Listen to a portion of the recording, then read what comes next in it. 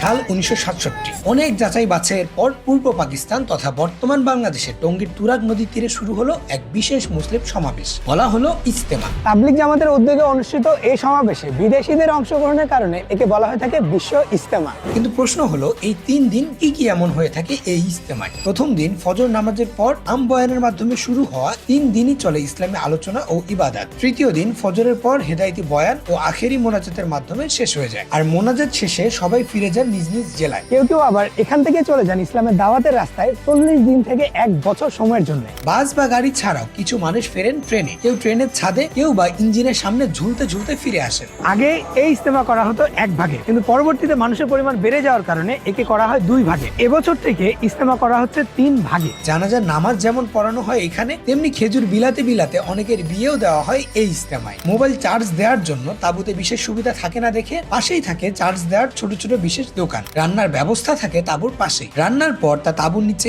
এনে ছোট ছোট গ্রুপে সবাই একসাথে বসে খেয়ে থাকেন। সমস্যাটা হচ্ছে এটা এত ক্রাউডি একটা জায়গা, একবার হারিয়ে গেলে শেষ।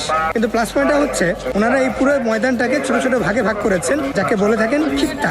গোসল ও উজুর জন্য থাকে আলাদা ব্যবস্থা। নামাজের ওয়াক্তে কয়েকশো মানুষ একসাথে উজু করেন এখানে। টয়লেটের জন্য রয়েছে পৃথক পৃথক বিল্ডিং। ধরা হয়ে থাকে পবিত্র হজের পর মুসলমানদের অন্যতম বৃহত্তম ধর্মীয় সমাবেশ বাংলাদেশের এই ইজতেমা।